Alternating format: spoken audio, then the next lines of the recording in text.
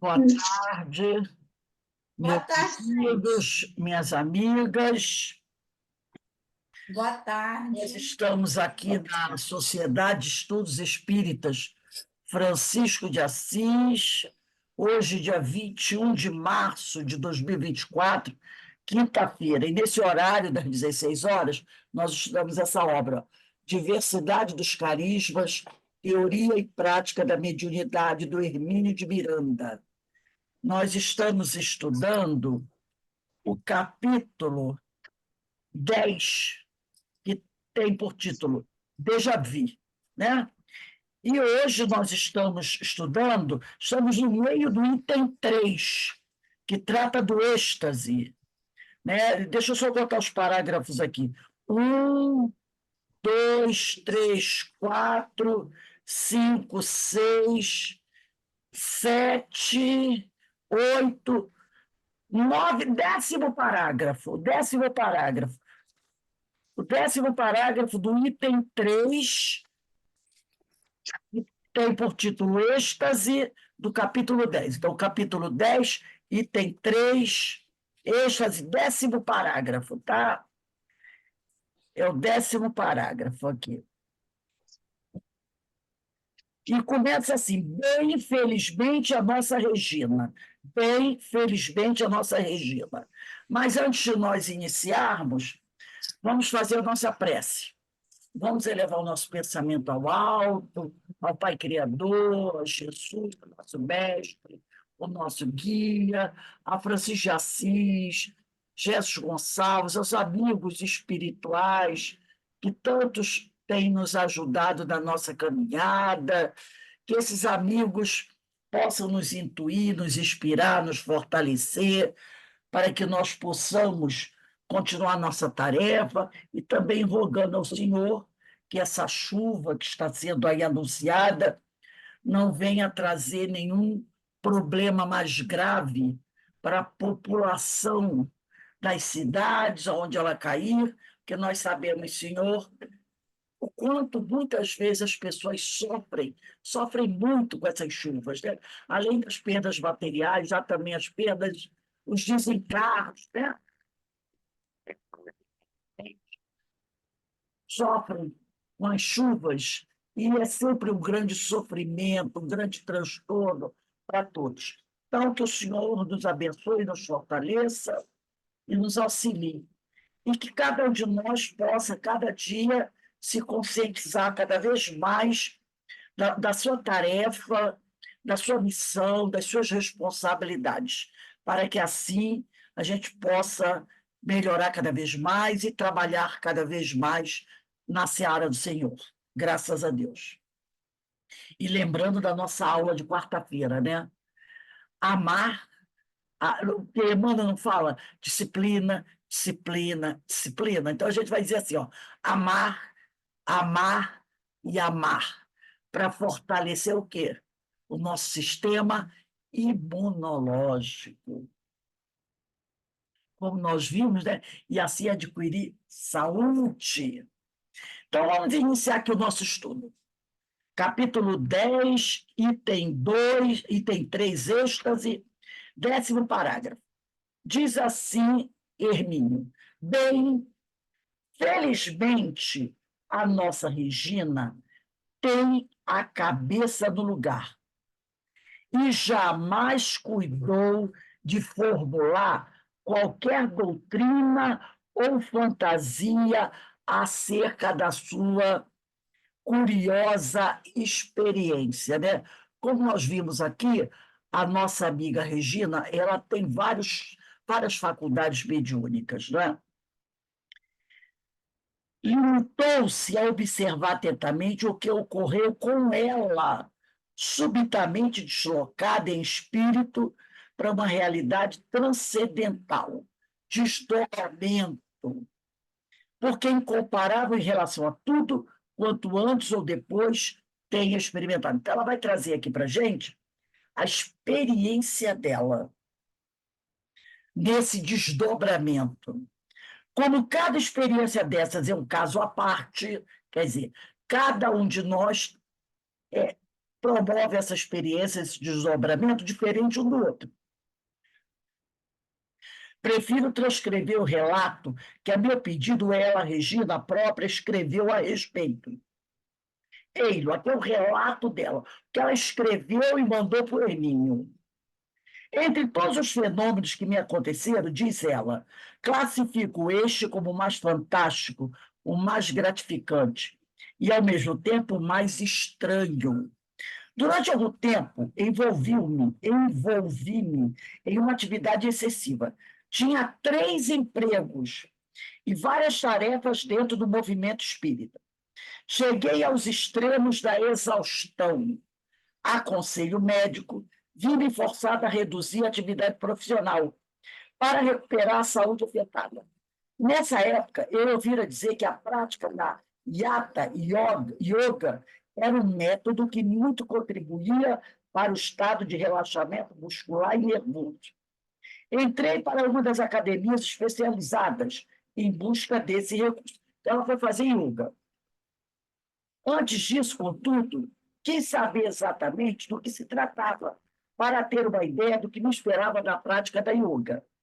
Para obter essa informação, comprei alguns livros a respeito do assunto e pude observar logo de início que se tratava de algo sério, muito mais do que as aulas faziam parecer, quando comecei a frequentá-las. Então, ela resolveu estudar antes o tema, estudar sobre a yoga, antes de começar a praticar. Muito mais do que as aulas faziam parecer quando comecei a frequentá-las.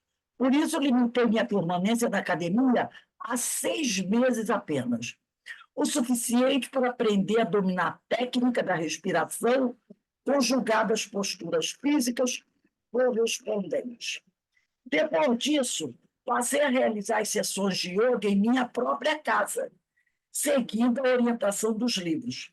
Como já possuía certa experiência de desdobramento, era fácil fazê-lo com a yoga. Desdobrava-me fácil e constantemente. Isso porque, ao colocar o corpo em posição de relaxamento profundo, afrouxavam-se os vínculos de ligação espírito-corpo, como no sono comum. Então, como ela tinha muita facilidade de realizar o desdobramento, quando ela começou a praticar yoga, foi rapidinho, né? Ela começou a desdobrar e com uma facilidade.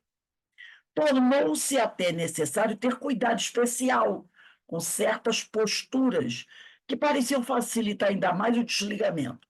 Percebi logo o risco de desligar-me em pleno esforço para uma postura e deixar o corpo tombar. Então, ela ficou com medo de fazer certas posturas, porque ela ficou com medo de desdobrar e, estando naquela postura, ela cair.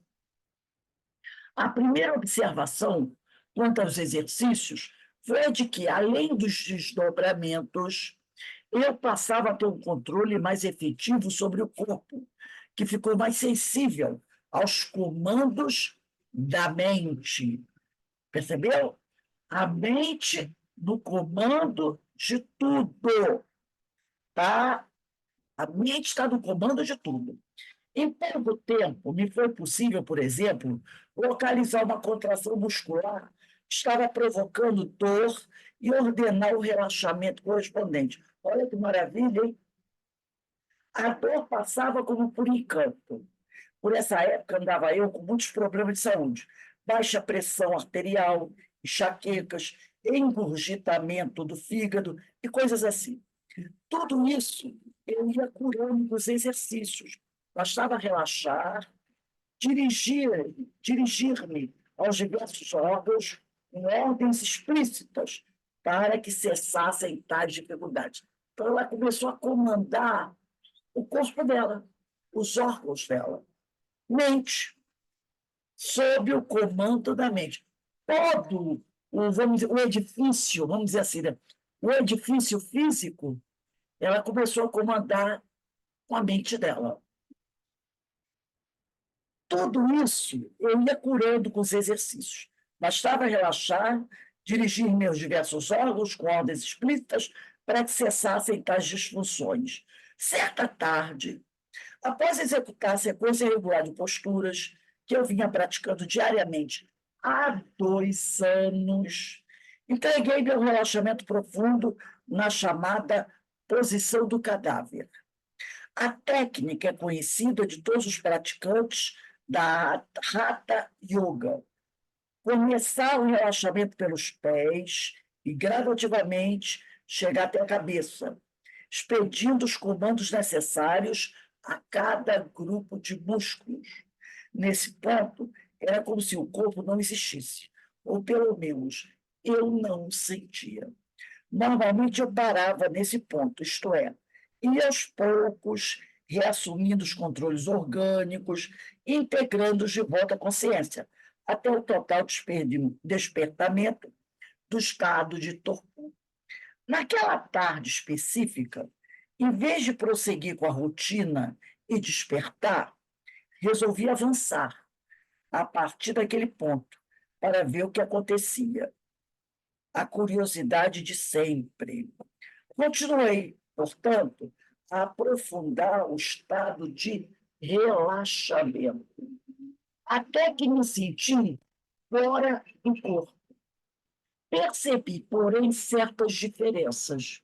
Usualmente, era capaz de ver ao mesmo tempo meu tubo perispirítico e o corpo físico. Então, ela relaxava e desdobrava de tal maneira que ela tinha condições. Chegava um momento que ela via o corpo físico dela e o próprio perispírito dela. Né? Dessa vez, não. Sentia como se todo o meu ser se concentrasse na cabeça, ou mais propriamente no meio da testa. Em outras palavras, era como se eu fosse apenas olho. Alto da testa é o centro de força frontal, né? É o chakra frontal. No meio da testa é o frontal. De outras palavras, aí ela disse, não é um olho comum com a sua conformação conhecida. Era um olho semelhante ao que se vê nas esculturas e pinturas egípcias, profundo e alongado. A visão desse olho parecia não ter limites. E, de repente, aquele olho que era eu começou a ficar cada vez mais independente, cada vez mais forte. Com ele eu via tudo. É o chakra frontal, tá? Esse chakra frontal, aqui tem o coronário, aqui tem o frontal. Então, um faz isso e o outro vem aqui. Então, eles se cruzam, entendeu?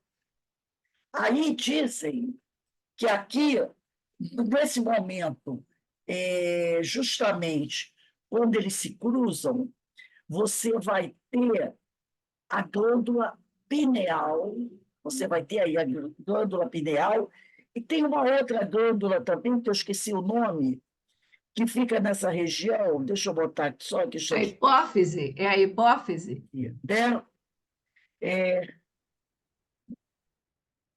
Porque oh, meu Deus, a pineal também tem outro nome, né? Que tem a pineal, ou qual é o outro nome que ela tem?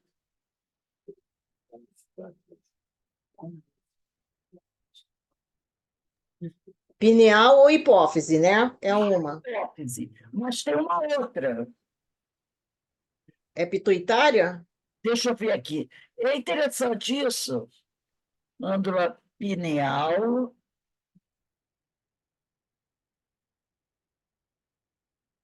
Eu, que é a glândula da mediunidade, né? É glândula pineal ou epífise. Não confundir com hipófise. Epífise está situada na parede posterior do teto do diencéfalo. Tem forma ovoide, lembra um caroço de azeitona, né? É a glândula pineal.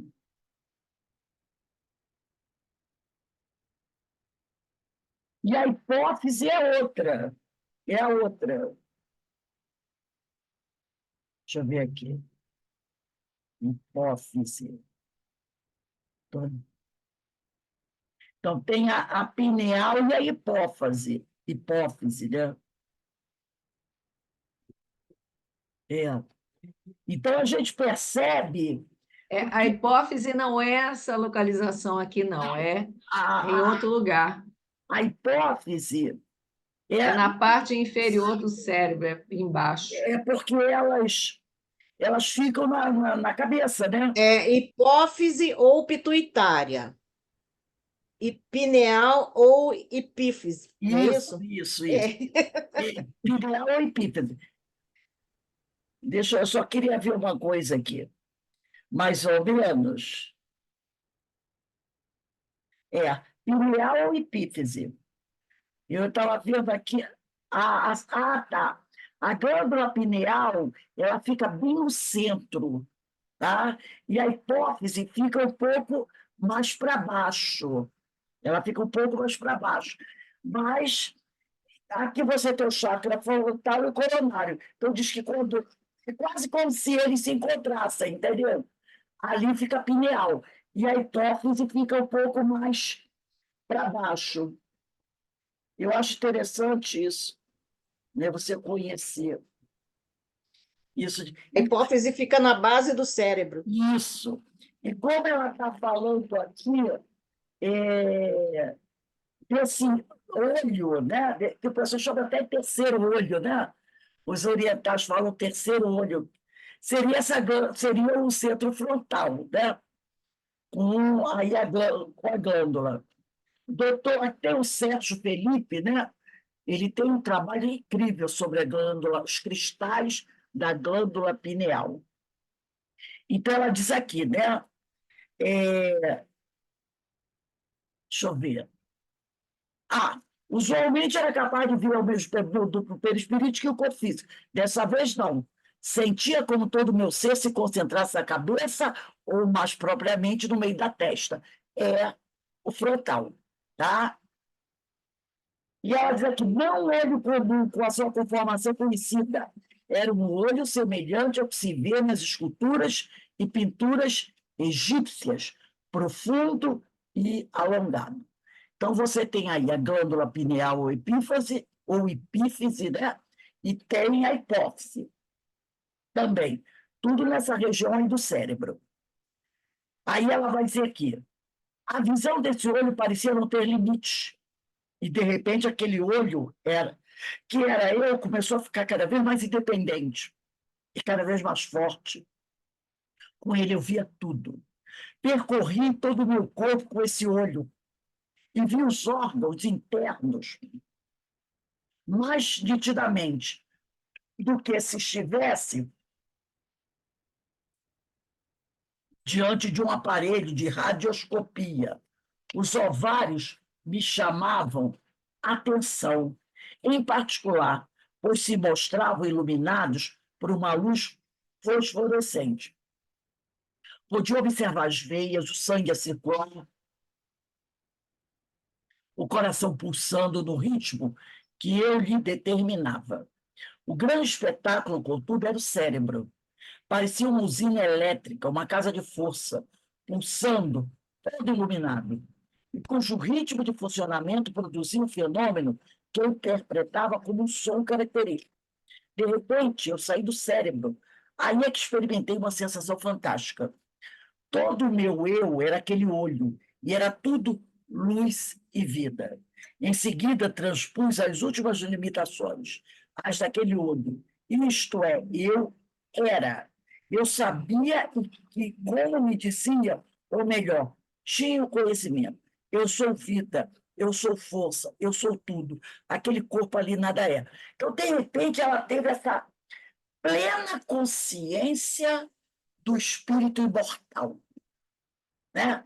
Do espírito imortal livre do corpo físico, da própria essência do ser, né? Totalmente desligado do corpo físico, da matéria. Aquela sensação, eu, espírito, plena, né? Ela teve essa sensação. Eu sabia, e que, como me dizia, ou melhor, tinha o conhecimento. Eu sou vida, eu sou força, eu sou tudo. Aquele corpo ali nada é. e senti aquela força expandir-se a tal ponto que me senti parte do universo, com tudo o que nele havia, como se tudo fosse o meu, parte dessa unidade. E ali eu sabia que era a vida. Eu era imortal, indestrutível, nada tinha a temer. Eu era parte de Deus e Deus era parte de mim. Lembra? Eu e o Pai somos um. Uma sensação indescritível em linguagem humana. É como se eu estivesse abraçando o universo, a natureza, tudo. E ao mesmo tempo em que eu era uma individualidade. Era parte daquele todo, daquela unidade, daquele um. Quanto tempo durou? Eu não sei. Porém, a sensação de expansão. Olha aqui, propriedade do perispírito. Expansibilidade. Tá? Ela expandiu ao máximo. Porém, a sensação de expansão parece ter atingido os extremos limites possíveis à minha condição, ao grau evolutivo dela. O espírito mais superior, ele continua expandindo, expandindo. Daí, nós estudamos isso ontem, quando falamos do perispírito. Aquela capacidade da ubiquidade. Lembra que nós falamos sobre ontem sobre isso? Sobre uma das propriedades do perispírito. Deixa eu pegar aqui rapidinho. Nós falamos sobre isso ontem.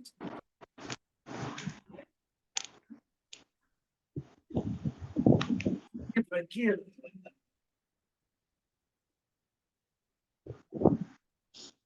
Deixa eu abrir aqui. 27.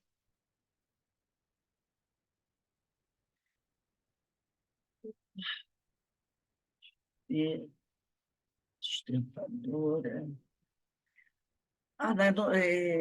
Oh, meu Deus do céu. É do Livro dos Espíritos que tem, falando sobre a ubiquidade. Porque a ubiquidade é quando o espírito ele se expande tanto, tanto, tanto, que ele pode ser sentido, ele pode ser percebido em vários lugares ao mesmo tempo. Tá? Isso é a capacidade da ubiquidade que o espírito possui. Tá? Por isso que muitas vezes as pessoas dizem assim: doutor Bezerra de Menezes se apresentou no meu espírito. Aí o outro diz assim: não, ele teve no meu. É porque ele consegue fazer com que o pensamento dele se irradia de uma tal maneira que ele se faz sentido em vários lugares ao mesmo tempo. Então, o espírito superior, ele tem essa capacidade da ubiquidade. Porque, às vezes, a pessoa diz assim: o espírito se dividiu. Ele não se dividiu, ele não se divide. Tá? Eu estou tentando ver aqui onde eu achei desse meu caderno, que eu tenho isso muito bem explicadinho. Que as pessoas dizem assim: ele se dividiu. Não, o espírito não se divide. Mas ele tem essa capacidade da ubiquidade. Então, ele consegue se fazer sentir em vários lugares ao mesmo tempo. Conforme mais evoluído ele é, mais ele se expande. E aí ele se faz sentir. Né? Porque eu me lembro, quando eu não era espírita, né? Isso sempre me incomodava. As pessoas diziam assim: o doutor Bezerra teve nesse centro. Aí eu disse assim: como é que ele pode ter estado em tantos lugares ao mesmo tempo? Poxa, como é que o espírito pode estar em tantos lugares ao mesmo tempo? É porque ele consegue expandir de tal forma que ele irradia. Então, em vários lugares, as pessoas vão receber o pensamento dele, tá? O pensamento dele. Isso se chama fenômeno da ubiquidade. Deixa eu ver se eu acho aqui rapidinho, gente, porque nós já estudamos sobre isso. Ah, meu Deus. E é sempre bom a gente relembrar algumas coisas, mas acho que está difícil achar. Eu tinha até marcado isso aqui no meu caderno, para que a gente pudesse sempre falar sobre isso, de vez em quando. Eu não vai achar, não. É muita coisa, esse meu caderno aqui, não, senhora. Tem muita coisa anotada sobre isso. Depois, se eu achar, não, aqui é 200, eu trago isso para a gente.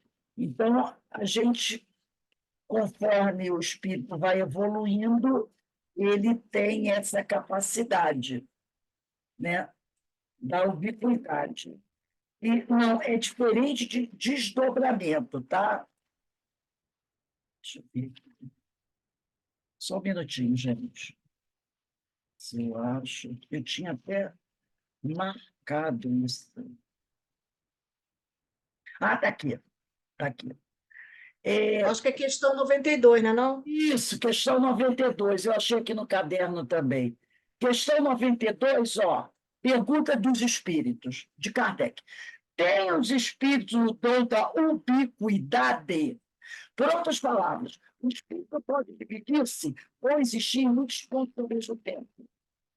Não pode haver divisão de um mesmo espírito, mas cada um é um centro que irradia para diversos lados. Isso é que faz parecer estar o espírito em muitos lugares ao mesmo tempo. Vês o sol? É o somente, no entanto, irradia em todos os sentidos e leva muito longe seus raios. Contudo, não se divide. Aí a 92A. Todos os espíritos irradiam com igual força? Longe disso. Essa força depende do grau de pureza de cada um.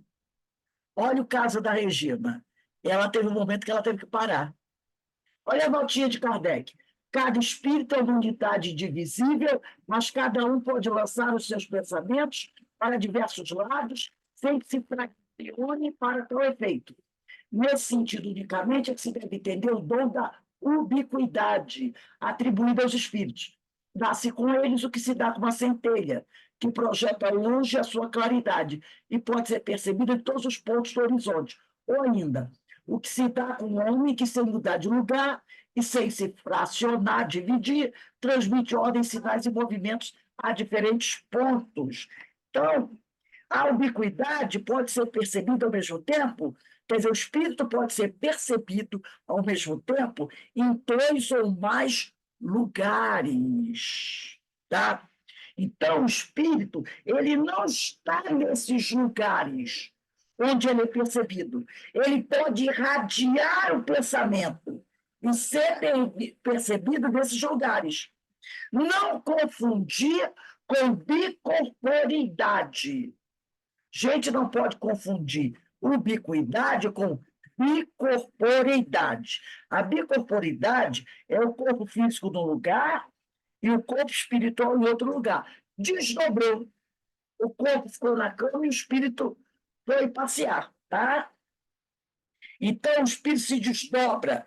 Pode até se tornar tangível em algum lugar, não é? Ele se desdobrou, pode até se materializar naquele lugar para a pessoa ver, tá? Então, bicorporeidade, bilocação é a mesma coisa. Bilocação, está dormindo, desdobrou, foi passear. Lá onde ele está passeando, encontrou uma pessoa, materializou. A pessoa pode tocar nele, essas coisas todas. Então, isso é bicorporeidade ou bilocação. Agora, a ubiquidade é quando o espírito pode irradiar o pensamento dele, como está na questão 92, tá? É como o Sol, que irradia para diversos lados. Agora, a capacidade de irradiação do espírito vai depender do grau evolutivo do espírito. Então, isso aí é uma coisa que nós temos que anotar. Vamos aí até aí no livro. Eu vou até anotando aqui também. Eu gosto de anotar. Eu gosto de anotar porque, às vezes, a gente está fazendo um trabalho e aí depois a gente precisa da tal da perguntinha, né? E não vai ficar procurando como eu fiquei agora. Mas, graças a Deus, os universitários aí me ajudaram. A Denise aí estava atenta, estava atenta. Então, ela diz aqui, ó, quanto tempo durou? Eu não sei. Aos poucos, porém, a sensação de expansão parece ter atingido os extremos limites possíveis. Possíveis. A minha condição. Então, aí a gente pode puxar uma setinha e botar assim, ó, Livro dos Espíritos, 92. Entre parênteses, ubiquidade. Ubiquidade. E aí dá 92, né? 92. 92. E aí a gente já escreve assim, entre parênteses, ubiquidade.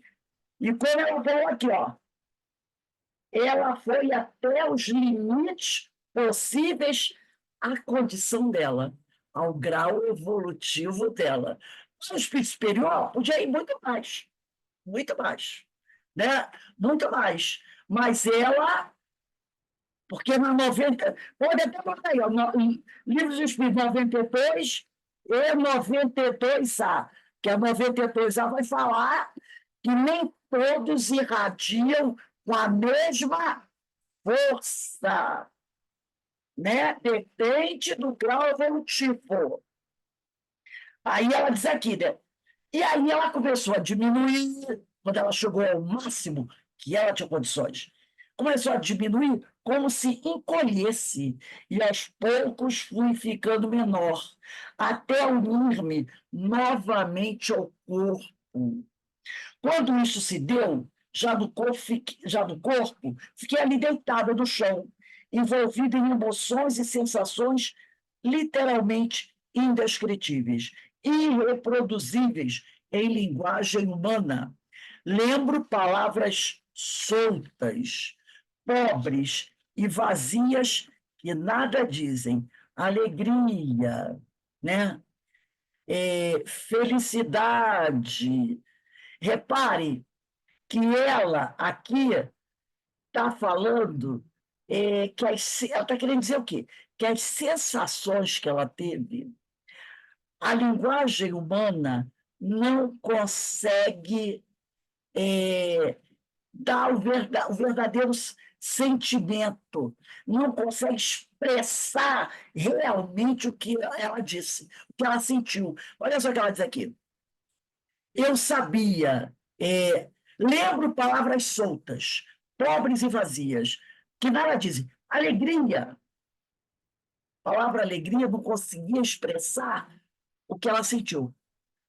Felicidade, gratidão, paz, serenidade, confiança, certeza. Eu sabia.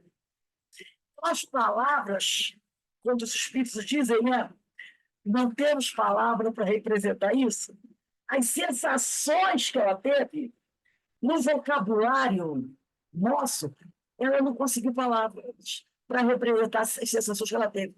A palavra alegria, a palavra felicidade, era muito pobre, vazia, para ela poder expressar o que ela sentiu. É essa a sensação dos espíritos. Quando eles querem explicar alguma coisa, eles falta palavra. Lembra quando Kardec fala sobre a dupla vista? O médium de dupla vista, ele diz, a palavra vidente não representa verdadeiramente o médium que tem dupla vista. Não é a melhor palavra para explicar isso. Mas como eu não tenho outra palavra, eu vou colocar os médios que têm a faculdade da dupla vista entre os videntes. Vou classificar no conjunto dos videntes, mas que não é não, tá? Seria uma outra palavra, mas eu não tenho outra. Então ela fala aqui, né? Eu sabia. E não me sentia triste nem frustrada por ter voltado às minhas limitações. Lembra que no livro do Espírito que a gente está estudando, ele fala que alguns estáticos ficam tão encantados que querem romper o laço fluídico que liga o corpo ao perispírito para ficar vivendo naquele mundo. E se ele fizer isso, ele não vai ficar naquele mundo. Ele estará se suicidando, né? Ele estará forçando o desligamento. Só que a Regina, ela é muito equilibrada, ela tem muita consciência, tá? E ela diz aqui, eu, eu não me sentia triste nem frustrada por ter voltado às minhas limitações, a, minha, a exiguidade do meu pequeno mundo. Agora eu sabia quem eu era e me sentia de volta ao corpo, como o gênio da lâmpada, novamente preso dentro da minha garrafa. Mas eu sabia que aquilo era temporário. Ela sabia que o tempo dela na Terra, encarnada, era temporário. Uma hora ela vai desencarnar naturalmente, tá? Que um dia alguém viria abrir a garrafa e eu sairia de novo. Um dia aí vai. Quem viria abrir a garrafa? Os amigos espirituais viriam ajudar na desencarnação. Não é isso que eles fazem? Quando a gente está desencarnando, eles não vêm nos ajudar no desligamento. Então, alguém vem ajudar. Por isso que ela fala aqui. Eu sabia de novo. Então, o universo, eu agora como espírito, sem mais o corpo físico, não teria fronteiras para mim, porque eu era parte dele. Lembra que nós estudamos também que nós somos um pensamento divino?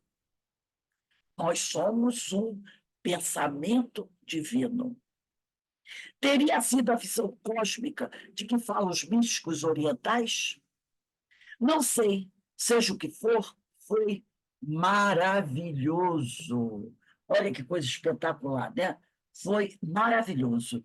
Termina aqui o relato dessa curiosa experiência pessoal, experiência da Regina. Não há o que comentar.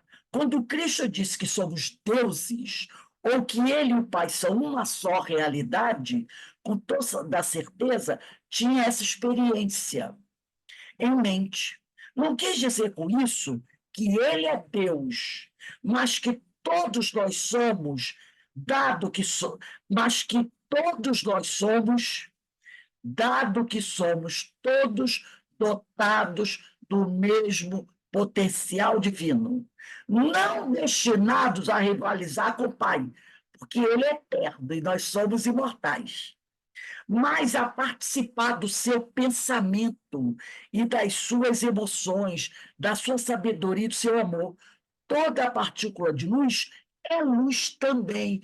Por isso Jesus falou: deixai, né, brilhar a vossa luz. Aí, quando a gente lê um texto desse do Hermínio, a gente vai entendendo algumas frases de Jesus, não é? Toda partícula de luz é luz também. Então, se nós somos um pensamento divino, nós somos luz. Nós somos luz. Agora a gente vai dar uma entradinha, vamos conseguir avançar um pouquinho. Vamos dar uma olhadinha nesse capítulo 11, que vai falar do mal olhado, né? Tão famoso, né? O mal olhado que o povo antigo falava tanto, e às vezes a gente dizia assim, nossa, como esse povo é ignorante, não é assim que a gente dizia? Povo ignorante falando de mal olhado. Hoje, quando a gente estuda a doutrina espírita, quando a gente estuda os fluidos, quando a gente estuda as energias, a gente vê que essas coisas existiam, que os antigos estavam certos. Só que eles usavam outros termos, outras palavras, mas tudo isso é verdadeiro, isso existe.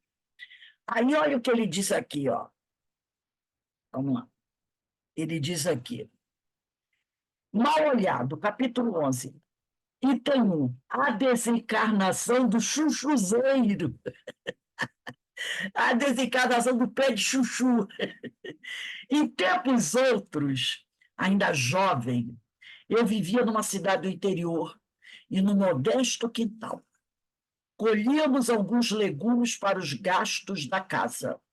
Certa vez visitou-nos uma vizinha que se revelou encantada com o viçoso pé de chuchu, ao qual endereçou seus melhores elogios. Então, a vizinha chegou lá, viu o pé de chuchu, começou, ai, que coisa maravilhosa, que pé de chuchu lindo, e começou por aí, né? Que beleza! Como é que eu conseguira ter chuchus? Aí ela falando para ele, né? Como é que eu conseguira ter chuchus tão bonitos no exíguo espaço de terreno que mal dava para 2 ou 3 canteiros pequenos? Ela ficou, né? Como é que você, falando para o Hermínio, né? Consegue ter um chuchuzeiro tão lindo num pedaço de terreno tão pequeno? O chuchuzeiro, ela acabou de falar, entrou a desencarnar na hora. Creio que não gostou dos elogios da moça. Mal ela virou as costas, ele começou a murchar, como se lhe houvesse extraído de uma só vez toda a sua vitalidade. Não houve o que o salvasse. Em poucas horas, pendiam sem vida as suas lianas, quer dizer, aqueles cabinhos que ele tem, né? E os frutos caíam irremediavelmente. Estava mortíssimo, sem apelo. Não restava senão limpar o terreno de toda a sua antes vistosa folharada e dos talos sem vida. Gente, eu já passei por isso uma vez. Eu, antigamente, hoje eu não limpo muito, né? Mas antigamente, eu ia para manicure toda semana. Eu tinha unhas desse tamanho, lindas, não é artificial, não. E eu gostava, sempre gostei de usar quando a unha está grande, de vez em quando eu deixo crescer. Esmalte vermelho. Então, eu saí de casa com aquelas unhas, todas elas grandes, grandes, por igual. Parecia uma obra de arte. Parecia que eram artificiais, mas não eram. Lindas. Peguei o ônibus, né? O ônibus estava cheio, botei minha bolsa, estava indo trabalhar, e tinha o ferro do ônibus. E segurei assim, né? Segurei o ferro assim, com as unhas bonitas. Uma senhora, uma moça, nem lembro se é a idade dela, se plantou do meu lado, eu estava com a mão assim. Ela esticou a mão, botou a mão levezinha assim na minha mão, olhou e disse: que unhas lindas você tem. Muito bem pintadas. Na hora que a mulher falou aquilo, eu senti uma coisa, alguma coisa em mim, dentro de mim. Cheguei na minha escola, quebrei 2 unhas, batendo a mão em alguma coisa. E eu trabalhava o dia todo com aquelas unhas, nunca quebrava. Naquele dia na escola, eu já quebrei 2 unhas. Ao longo, cheguei em casa, quebrei mais 3. Fui abrir a geladeira. À noite, das 10 unhas, eu já tinha quebrado pelo menos mais 6. Tive que cortar todas as unhas, cortei tudo. Quando eu cheguei na manicure, a manicure falou assim: o que houve com as tuas unhas? Eu falei: eu sei o que houve. A mulher, ela olhou, mas ela fez aquela coisa, sabe? Quando ela fez aquilo, eu senti uma coisa, eu falei: ai, minhas unhas. Não deu outra. Quebrar assim, ó. Num só dia, quebraram várias unhas. Eu posso dizer, ai, que ela estava. Não, ela admirou. Mas às vezes a pessoa tem uma energia tão forte, né? Que ela não é que ela tem a má intenção, mas a criatura tem aquela energia tão forte que quando ó, bate, arrebenta. Olha o caso aqui do chuchuzeiro. Essa eu nunca esqueci das unhas. Nunca esqueci das unhas. Aí ele diz aqui, ó, nascido e criado pelo interior, sempre ouviram falar de Mal-Olhado. Sabia de histórias a respeito, contadas por gente que merecia crédito, mas ficava sempre com uma ponta de desconfiança. Seria mesmo possível aquilo? Sem ter ainda afirmado o conceito próprio, assumir a velha atitude de que nos fala Cervantes, né? O autor do... Oh, meu Deus do céu! Do Sancho, né? Como é que é o nome do livro? Cervantes, aquele que tem o cavaleiro, né? E o empregado dele, que é o Sancho Panza. Ai, meu Deus do céu, é um dos maiores romances espanhóis, né? Aquele livro maravilhoso, né? Que ele é um cavaleiro, na realidade, ele é uma pessoa já desequilibrada com Alzheimer, né? E ele acha que é um grande cavaleiro e que ele vai defender a musa dele, né? Dos dragões. Deixa eu... Gente, eu esqueço. Eu li esse livro, eu fiquei maravilhada. Aqui tem até Dom Quixote, Dom Quixote. Isso, Dom Quixote, isso aí, isso. Oh, meu Deus do Estou céu. até com a fotinho aqui ó, no celular. Estava na ponta da língua. Credo, credo. Isso, né? Que é os dois. Dom Quixote É, e Sancho Panza. Doroteia, né? Doroteia, a musa dele. Eu acho que é Doroteia. Dulcinea de Cervantes. Dulcinea, né? A dama que ele quer defender, né? É. Ele vai. Então, o Cervantes é o autor que escreveu o livro, né? Esse livro é maravilhoso, gente, é fantástico. Então, ele aqui, sem ter ainda firmado, Dom Quixote, né? Sem ter ainda firmado o conceito próprio, assumia a velha atitude que nos fala Cervantes, a de que essa história de bruxarias é bobagem, mas que elas existem, não há dúvida. Gente, dentro da doutrina espírita, algumas pessoas não gostam de abordar certos assuntos. Um assunto que as pessoas não gostam de abordar é o que se chama goécia. Goécia. Aham. Goécia quer dizer o quê? Magia negra. Aí a pessoa diz, nossa, isso é coisa de bruxaria. Isso é coisa de... Quem fala isso é coisa de ignorante. Quando eu era pequena, minha avó dizia olhar de seca-pimenteira. Seca a pimenteira, né? Isso é manipulação de fluido. Manipulação de fluido. Nós sabemos que no mundo espiritual há espíritos de vários graus evolutivos. Há aqueles espíritos super elevados e há aqueles super maus, que sabem manipular fluidos e fazem coisas extraordinárias do ponto de vista maléfico para prejudicar pessoas. Já contei para vocês a história de uma amiga minha, né? Que ficou, não sei nem se ela já desencarnou, mas na juventude e na idade adulta ela ficou com uma lesão no joelho por causa disso, desse tipo de coisa. E eu, sinceramente, eu não acreditava. Para mim era a história da carochinha.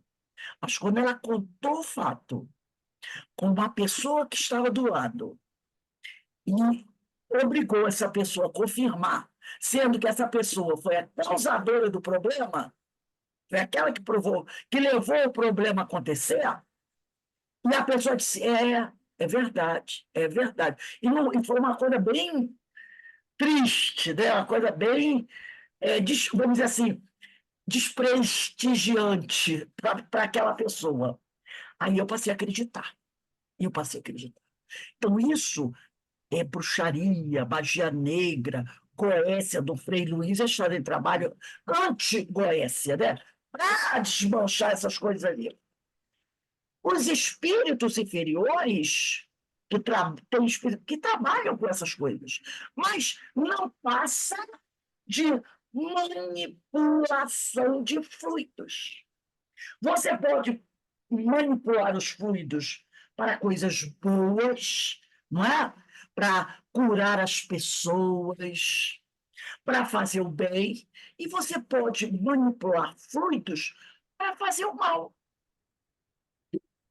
Depende de quê? De você, da gente. Igual a mediunidade. A mediunidade pode ser usada para o bem, mediunidade com Jesus, e pode ser usada para o mal, mediunidade sem Jesus. Entendeu? Então, essa coisa que eu não acreditava, só passei a acreditar depois desse fato, da minha amiga contou. Então, essa coisa que o pessoal chamava de histórias de bruxaria, que existem, é manipulação de fluidos, tá? Então, ele diz aqui, ele fala aqui, né? Assumir a velha atitude de que nos fala ser ele, Cervantes. A de que essa história de bruxaria é bobagem. Mas ele bota aqui, ó, mas que elas existem, não há dúvida. Há muitos anos atrás, eu li uma obra, não me lembro se, acho que era uma obra espírita, não me lembro se era Dr. Bezerra de Menezes, não me lembro o autor, que ele conta a história de uma fazenda de um senhor de escravos.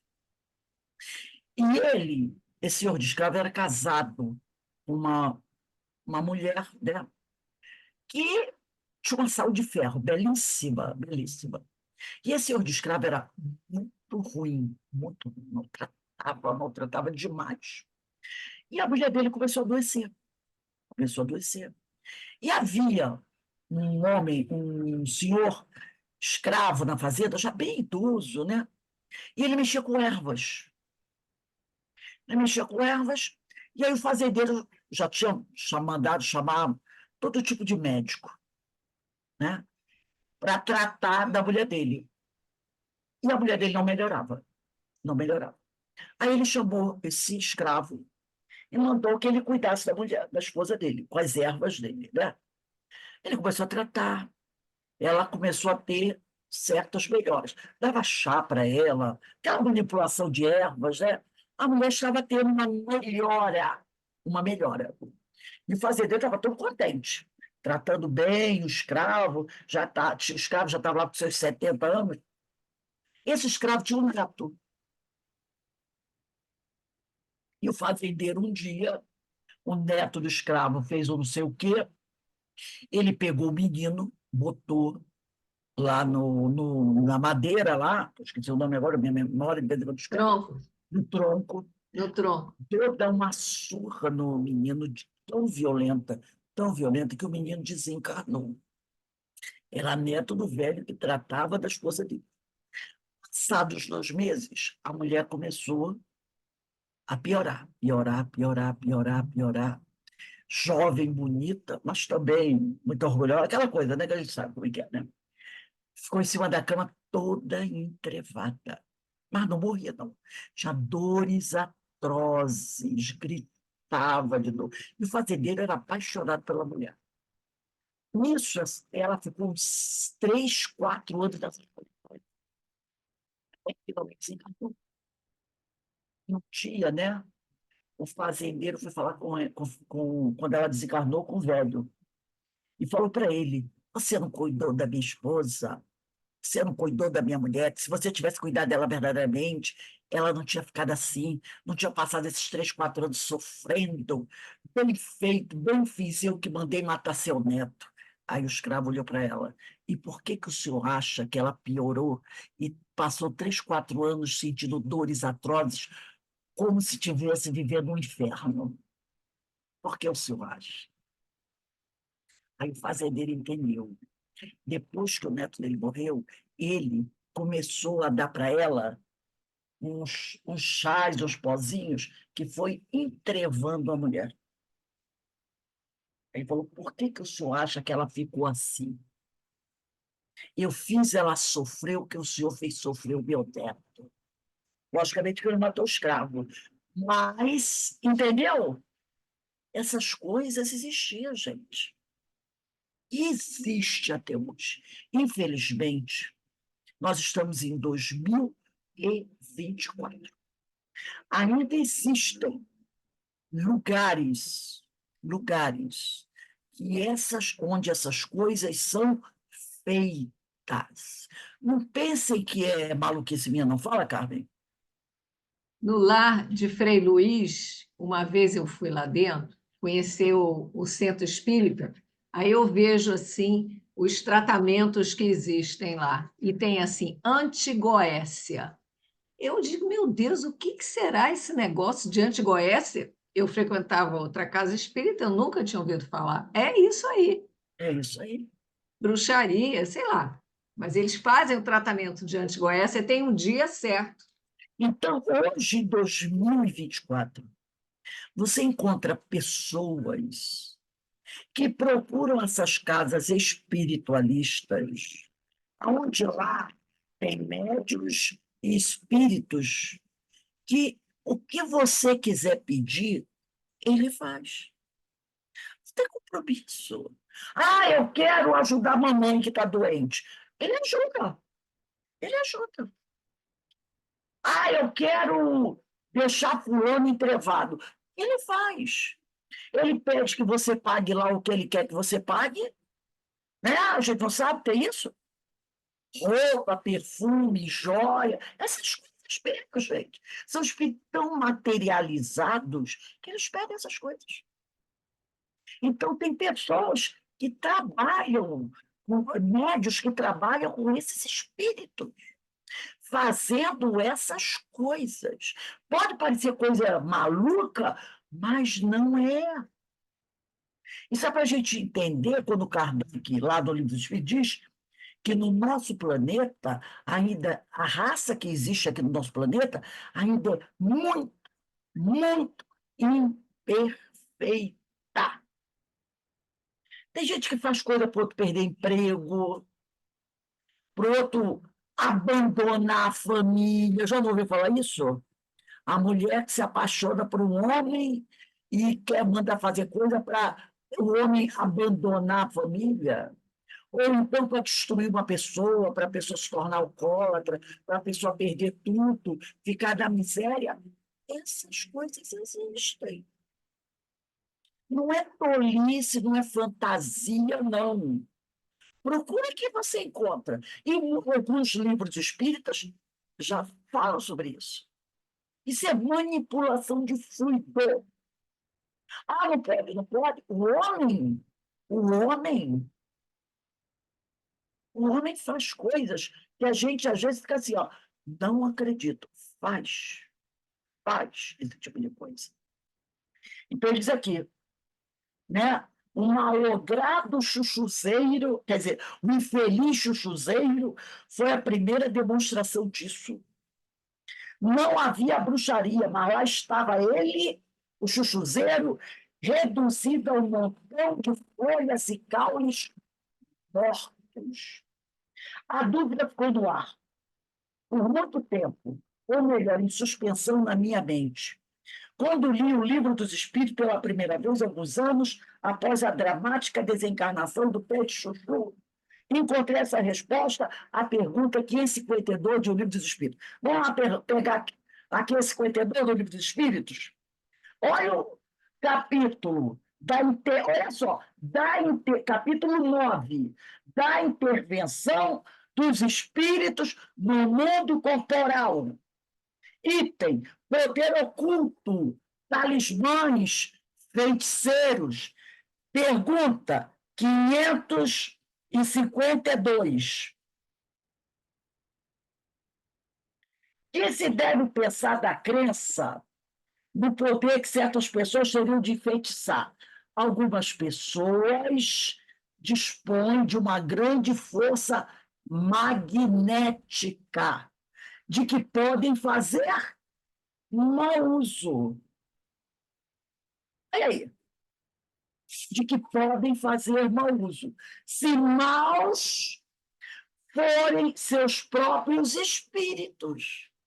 caso em que possível se torna serem secundados, quer dizer, auxiliados por outros espíritos maus. Olha a associação aí. O sujeito é mau, está encarnado, pede ajuda de espíritos maus para ajudarem a ele. Não creias, porém, num pretenso poder mágico, tá? Que só existe na imaginação de criaturas supersticiosas, ignorantes das verdadeiras leis da natureza. Os fatos que citam como prova da existência desse poder são fatos naturais, mal observados e, sobretudo, mal compreendidos. Então, as pessoas acham que é mágica. Da mesma maneira que a pessoa acha que é um milagre.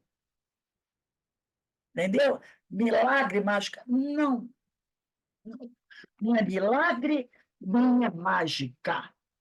É o que ele diz aqui, ó. É mau uso da grande força magnética de que a pessoa tem. E se ela for uma pessoa má, ela pode estar sendo auxiliada por um outro espírito mau. Então, não é mágica. É ignorância das leis da natureza. Né? Aí aqui ele vai dizer, prossegue a pequena dissertação, que aqui embaixo, pequenininha, é a questão que nós lemos. Prossegue a pequena dissertação, Kardec, dizendo que não há poder mágico algum, que somente existe na imaginação de pessoas supersticiosas e ignorantes das verdadeiras leis da natureza. Os fatos que cita como prova de existência desse poder são fatos naturais, mal observados, sobretudo mal compreendidos. Manipulação de fluido. Não creio que a nossa visitante, ele está falando da mulher que secou o chuchuzeiro, daquele dia, fosse exatamente o espírito maldoso. Ele disse, essa moça que foi me visitar, ela não era um espírito maldoso, mas não vejo como desvinculá-la do súbito aniquilamento do vistoso pé de chuchu. Alguma descarga magnética involuntária, a pessoa não sabe a capacidade energética, magnética que ela tem, involuntária da parte dela. Tá? Então, ele pergunta: alguma descarga magnética involuntária da parte dela? Ou teria ela absorvido, para seu uso pessoal, as energias que movimentavam o peixe chuchu? Ou ela teria absorvido, ou ela soprou essa força magnética sobre o chuchu, força que ela ignorava, ou ela absorveu o fluido vital, o princípio vital do chuchu. Tá? É certo que operavam ali leis escassamente conhecidas, as leis da natureza, da questão 552, e que os fatos, por mais estranhos, mal observados e, sobretudo, mal compreendidos, como dizem os espíritos, eram fatos naturais. Fatos naturais. Então, essas coisas acontecem? Sim, acontecem. Tá, todo dia aí a gente pode ver. Todo dia a gente sabe de uma história. Mas não é mágica, não é magia. Tem o nome de magia, mas não é uma adulteração da lei. Tá? É um nosso desconhecimento da lei. É manipulação de fluidos. Simplesmente isso. Manipulação de fluidos, utilização da nossa energia magnética. Tá? É isso. Por isso que é bom estudar, que aí a gente vai mudando o discurso, né? Vai mudando o discurso. E para também de debochar daquelas pessoas que falam certas verdades, só desconhecem como a coisa funciona, mas que falam, né? Como a Denise falou, a minha avó falava, olhar de seca pimenteira, a pessoa, que ridículo seca pimenteira. É isso aí. Ou ela absorveu a energia do chuchu, ou jogou em cima dele uma tremenda carga magnética. matou o animal. Tá? É igual aquela história que eu já contei, se eu não me engano, foi o Ernesto Bozano que conta essa história, do homem que, para testar esse negócio de passe, botava o cachorrinho dele na cadeira e todo dia dava o passe no cachorrinho. O cachorrinho morreu. Porque a energia dele não é adequada à energia de um animal inferior. É um animal, não é um espírito. Então, a carga magnética de um ser humano é muito mais poderosa do que de um animal irracional. Entendeu? Ele dava passe todo dia do cachorro, então o cachorro saturou o cão daquela energia muito mais forte do que a energia do animal. Matou o cãozinho dele. Né? Então, gente, no item 2, o sugador de energia, muito bom esse assunto aqui, que dá para a gente puxar muita coisa aqui. Quem já não falou, já não ouviu falar, né? Sugador de energias. Vamos botar aí, hoje é dia 21, não, hoje é dia 20, dia 27. 27/3/24. Sugador de energia, né? Não, é 28, 28. Hoje é 21. Então, semana que vem é 28. Ah, é verdade, 28. Dia 28 aí tem dois, hein? O sugador de energia. E ele usa esses termos, né? Que a gente sabe bem o que é isso, né, gente? A gente sabe bem o que é isso, né? Mas a gente nem vai falar agora, vamos dar spoiler. Não vamos dar spoiler. Mas não é um nome bonito, não é uma coisa bonitinha, não, né? Não é nada bonitinho, o sugador de energia. Então, dia 28, nós vamos para o item 2, o sugador de energia. Então, gente, nós vamos. 5h20, tá bom, Denise? 5h20, a gente vai começar o nosso estudo do livro Primícias do Reino, de Amélia Rodrigues. Outra leitura maravilhosa, né? Então, vamos dar uma paradinha agora, vamos agradecer a Deus, agradecer a Jesus, porque a gente já vai adquirindo esses conhecimentos, né? Vai entendendo o que acontece e vai percebendo como o estudo dos fluidos é importante.